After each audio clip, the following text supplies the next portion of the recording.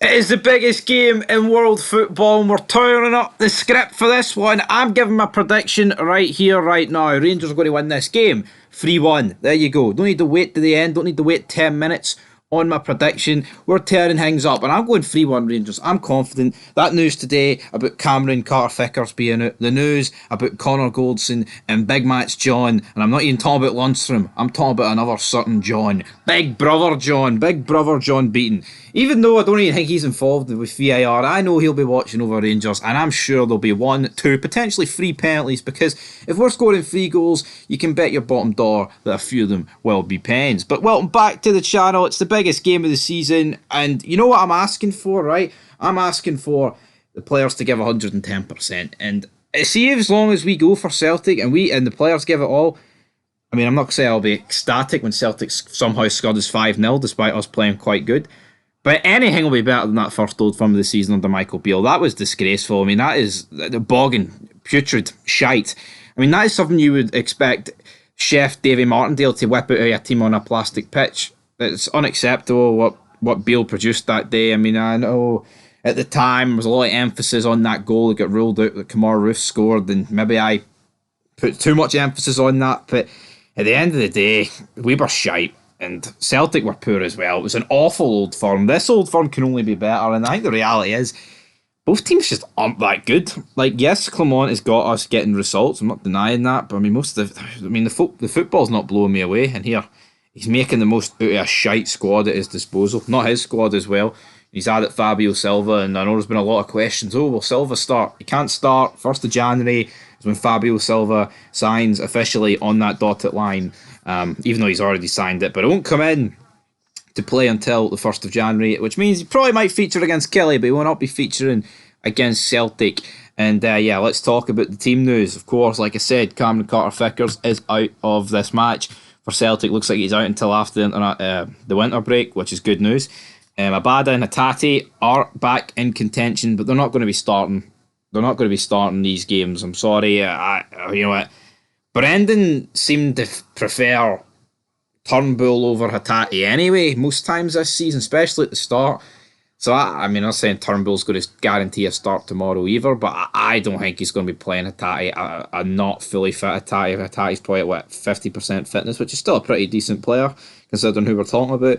And as for Lila Bada, well, I wonder what sort of reception he's going to be getting from the Green Brigade. I'm not too worried about Lila Bada or Rio Hatate. What I'm worried about is Rangers' side of injury problems, because let's go back to Rangers. I mean, that midfield, Lundstrom would be massive, because without Lundstrom, right, and any other miraculous recoveries that I'm not aware of, the two centre mids on that park are Dujon Sterling and Kieran Doyle. We can't, well, probably at the head of it, in the 10 position. No, Dujon Sterling's come in. He's been great. Has not put a foot wrong. I mean, he pocketed Isco against Real Betis.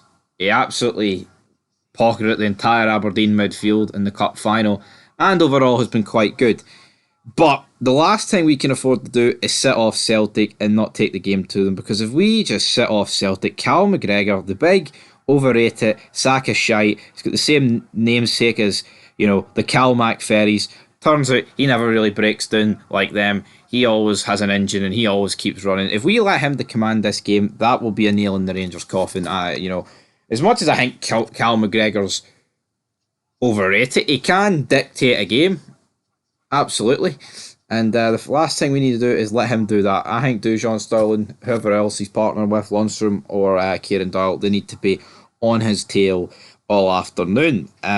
As for goalkeeping and defence, it's going to be Butland, Connor Goldson. I'm praying that he's fit, because the last time the Chuckle brothers, Ben Davies and John Suter, were a partnership at Parkhead, it was an absolute disaster, dishing out fucking 3 goals to Celtic like it was nothing, like it was going out of fashion. Right back, Tav obviously will start. Last time at Parkhead, 2 great goals for Tav. It's a shame the rest of the team couldn't help him, back him up with that. On the left, honestly, I'm not even bothered if it's Yilmaz or Barisic. Because Barisic in these games is he's a shite bag. He'll go missing. So maybe Yilmaz could be potentially the better option. As I said, the midfield kind of picks itself. The front three, I think what we'll be looking at is Seema, Dessers, and then on the right, what's that going to be? I mean, Scott Wright, McCausland. I thought McCausland was very. Um, the last game there, he was questionable to a degree against Motherwell. I think he started too many games. It was not that he's blown a gasket, but in the second half, man, the amount of times is he gave it away. He wasn't clinical enough with his passing or his finishing or whatever. It was showing. I think he needs a rest. But here, we've just got a rest. We've got the Ross County game postponed. So for me, we really need to sort this out.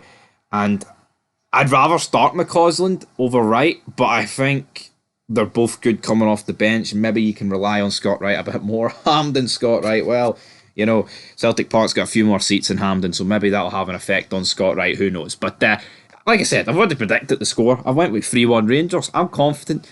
I'm seriously confident. I am. I think Clement is going to get this right, because I tell you what, he's rarely got it wrong. If even he's got it wrong this season. I mean, he's undefeated in 16 games, topped the Europa League group, clawed a gap back in the league, won a trophy. I mean, the guy could. I mean, it's a 10 out of 10 start for Clement. Now, yes, realistically, hopefully, he'd rather him win every game, like the Aberdeen game, the drawing against Aris Limassol, etc. The 0-0 against Sparta Prague. But here, you can't get literal perfect 10 out of 10 seasons in football. You can get 10 out of 10 seasons, but you can't win every fucking game. It's a bit unrealistic. So for me, Clement's did an incredible job. And you know what? If he goes to Celtic Park tomorrow and scuds him and picks up 3 points, I mean, I'll bow down to him. I'll bow down to Phil Clement. But like I said, I've went with 3-1. I'm going for a penalty to Rangers for the first time in just shy of 5,000 days. Rangers will get a penalty at Parkhead. I can't wait. Oh, and I hope it's the softest penalty ever. I hope it's it's that soft a penalty. It might give you salmonella. I hope it's that soft. But we'll have to get a goal. I'll go with Seema because he always gets one. And you know what? We'll go with Dujon Sterling, 35-yard fucking thunderbolt. And who can get the constellation for Celtic? I'm not worried, guys. Anyway, 3-1. I'm putting the big boy pants on. I've went large. I've went 3-1. And Rangers, please back it up. Don't let me down. Don't let me be greeting tomorrow around 3 o'clock. I can't be arsed. Don't ruin the end of the year. It's been a pretty piss year, but we've ended it strong. Let's end it even stronger. Till next time. Peace.